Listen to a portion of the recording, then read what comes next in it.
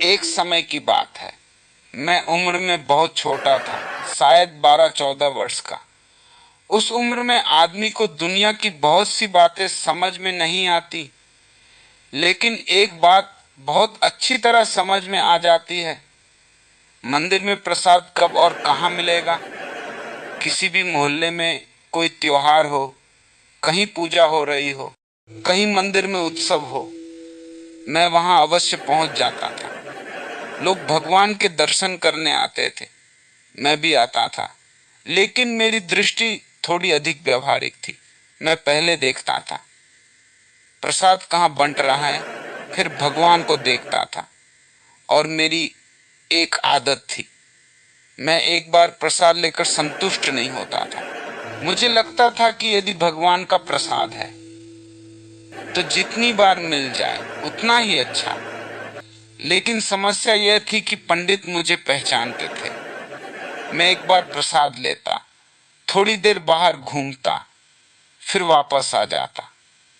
पंडित मुझे देखते और कहते, अरे तुम तो अभी प्रसाद लेकर गए थे।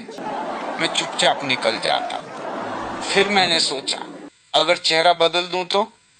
एक दिन टोपी लगा ली, कपड़े थोड़े बदल लिए, चेहरे पर ऐसी गंभीरता ले आया जैसे कोई बहुत दूर से आया हुआ भक्त हूं। मंदिर में गया, पंडित ने मुझे देखा, शायद पहचान नहीं पाए। मैंने प्रसाद लिया और बाहर आ गया। मैं बहुत प्रसन्न था। मुझे लगा आध्यात्मिकता में मेरी पहली सफलता मिल गई। लेकिन फिर मन ने कहा, एक बार और क्यों नहीं। अब मैंने सोचा, टोपी तो बहुत आसान भेष है, कुछ और करना चाहिए। एक दिन मैंने भगवा कपड़ा पहन लिया, चेहरे पर गंभीरता, चलने का ढंग थोड़ा बदल लिया और मंदिर में पहुंच गया। अब मैं अपने आप को देखकर ही भीतर से हंस रहा था। उम्र 12-14 वर्ष और भेष ऐसा जैसे संसार का त्याग करके हिमालय से अभी अभी उतरा हूं।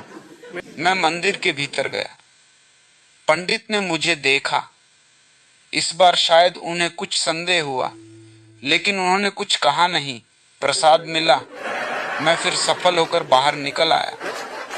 लेकिन मनुष्य का मन एक सफलता के बाद दूसरी सफलता चाहता है। अब मुझे लगा, अब ऐसा रूप बनाना चाहिए कि कोई पहचान ही न सके। तो मैंने दाढ़ी और मूछ लगा ली। अब सोचो, 12-14 साल का लड़का और चेहरे पर नकली दाढ़ी मूछ। मैंने आईने में खुद को देखा। मुझे लगा, अब तो पंडित क्या, मेरा अपना घर भी मुझे नहीं पहचान पाएगा। मैं मंदिर में पहुंचा, बड़ी गंभीरता से अंदर गया। सोचा, आज तो प्रसाद लेकर ही लौटूंगा। मैंने हाथ आगे किया। पंडित ने मुझे ऊपर से नीचे तक देखा, फिर मेरे चेहरे को देखा, फिर दाढ़ी मूछ को देखा और अचानक हंस पड़े। उन्होंने कहा, बेटा, दाढ़ी मूछ लगा लेने से उम्र थोड़ी बढ़ जाती है। मैं वहीं खड़ा रह गया। मेरी सारी आध्यात्मिक योजना उसी क्षण समाप्त हो गई। पंडित ने कहा, तुम्हें मैं पहचान गया। मैंने पूछा, कैसे? उन्होंने कहा, चेहरा बदल लिया, कपड़े बदल लिए, दाढ़ी मूछ भी लगा ली, लेकिन तुम्हारी आंखें वही हैं। और प्रसाद देखते ही तुम्हारी आंखों में जो चमक आती है, उसे कोई दाढ़ी मूछ नहीं छिपा सकती। एक बार मंदिर में पंडित जी ने पूछा, बेटा, भगवान से क्या मांगते हो? मैंने कहा, कुछ नहीं। पंडित जी बहुत खुश हुए, बोले, वाह, इतनी कम उम्र में इच्छाओं से ऊपर उठ गए। मैंने कहा, नहीं, घर पर माँ ने कहा है कि ज्यादा प्रसाद मांगा तो कान खींच दूंगी। पंडित जी कुछ देर चुप रहे, फिर बोले, तुम्हारी आध्यात्मिक यात्रा अभी शुरू नहीं हुई है। बचपन में मैं मंदिर बहुत जाता था और मंदिर में मेरी एक आदत थी, मैं बहुत सवाल पूछा करता था। पंडित जी पूजा कर रहे हैं, मैं पीछे से, पंडित जी ये घंटी इतनी बड़ी क्यों है? थोड़ी देर बाद, पंडित जी, भगवान को प्रसाद कौन देता है? फिर, पंडित जी, भगवान प्रसाद खाते भी हैं क्या? पंडित जी पहले मुस्कुराते रहे, फिर एक दिन परेशान होकर बोले, तू चुप रहा कर भाई। मैंने कहा, क्यों पंडित जी?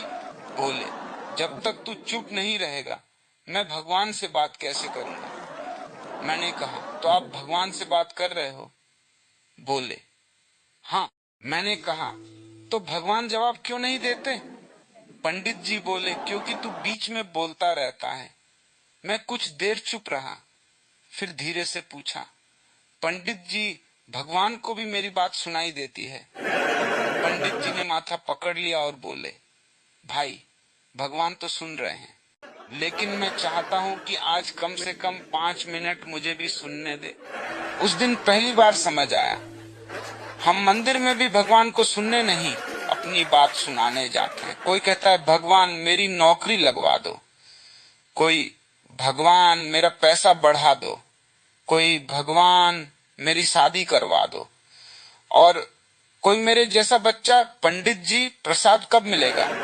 शायद भक्ति की शुरुआत वहीं से होती है, जब हम मांगना थोड़ा कम कर दें और सुनना थोड़ा शुरू कर दें। लेकिन एक बात आज भी याद है, पंडित जी पूजा के बाद मुझे प्रसाद देते हुए बोले, ले बेटा, और अब चुप रहना। मैंने प्रसाद लिया, 2 सेकंड चुप रहा, फिर पूछा, पंडित जी एक और मिलेगा? पंडित जी रोज रोज एक ही बात समझाते थे, रज्जु सर्प भ्रांति। फिर बड़े गंभीर होकर समझाते, अंधेरे में मनुष्य रस्सी को सांप समझ लेता है, जो है नहीं वो भी दिखाई देने लगता है। मैं रोज सुनता था। एक दिन मैंने सोचा, पंडित जी रोज रोज समझाते हैं, क्यों ना एक दिन खुद ही इसका प्रयोग करके देख लिया जाए। अब समस्या यह थी कि प्रयोग किस पर किया जाए। तभी मुझे याद आया, पंडित जी रात में अक्सर आश्रम से निकलकर मेरे घर के सामने वाले रास्ते से होकर जाते थे।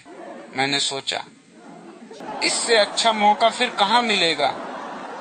एक रात में चुपचाप रास्ते में गया, एक रस्सी ली और उसे रास्ते में इस तरह डाल दिया कि अंधेरे में वह ठीक से दिखाई न दे। फिर मैं थोड़ी दूर जाकर छिप गया। मन में बड़ा उत्साह था। आज देखते हैं पंडित जी का रज्जु सर्प कहाँ तक पहुँचता है। थोड़ी देर बाद पंडित जी आते दिखाई दिए। हाथ में शायद अपनी छोटी सी लालटेन थी। वह आराम से चले आ रहे थे। उन्हें क्या पता, आज उनके सामने दर्शन शास्त्र नहीं, मेरा प्रयोग पड़ा है। जैसे ही उनकी नजर उस रस्सी पर पड़ी, पंडित जी अचानक रुक गए, फिर एक कदम पीछे हटे, फिर ध्यान से देखा, फिर शायद उन्हें लगा, अरे सांप, और उसके बाद जो हुआ, उनकी सिट्टी हाइफन पिट्टी गुम। पंडित जी ऐसे पीछे हटे जैसे सांप नहीं, पूरा नागराज परिवार रास्ते में बैठा हो। मैं छिपकर सब देख रहा था और अपनी हंसी रोकने की कोशिश कर रहा था। पंडित जी चिल्लाए, बचाओ। फिर थोड़ी देर बाद किसी तरह साहस करके दूर से देखने लगे। मैं समझ गया, प्रयोग सफल हो गया। लेकिन पंडित जी को क्या पता था कि जिस रज्जु सर्प भ्रांति को वे रोज मुझे समझाते थे, आज वही उनके सामने प्रत्यक्ष परीक्षा बनकर खड़ी है। अंत में जब उन्हें पता चला कि वह रस्सी है, तो वे बहुत नाराज हुए। अगले दिन मेरे पिताजी से मिले और बोले, भैया इस लड़के को समझाइए। मेरे पिताजी ने पूछा, क्या हो गया? पंडित जी बोले, यह तो मुझे मार ही डालता। मैं था इसलिए बच गया। कोई कमजोर दिल का आदमी होता तो पता नहीं उसकी क्या हालत हो जाती। मैं चुपचाप खड़ा था। पंडित जी मुझे घूर रहे थे। मेरे पिताजी ने मेरी तरफ देखा और पूछा, तूने ऐसा क्यों किया?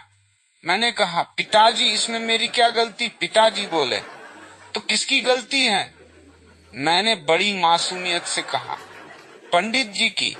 पंडित जी बोले, मेरी कैसे?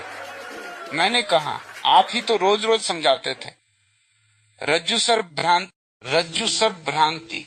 तो मैंने सोचा, एक दिन इसका प्रयोग करके देख लूं कि सच में रस्सी सांप बनती है या नहीं।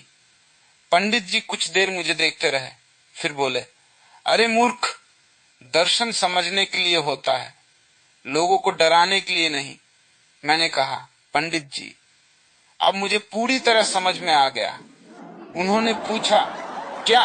मैंने कहा, अंधेरे में रस्सी सांप बन सकती है, लेकिन अगर सांप के सामने पंडित जी हो तो पंडित जी भी भाग सकते हैं।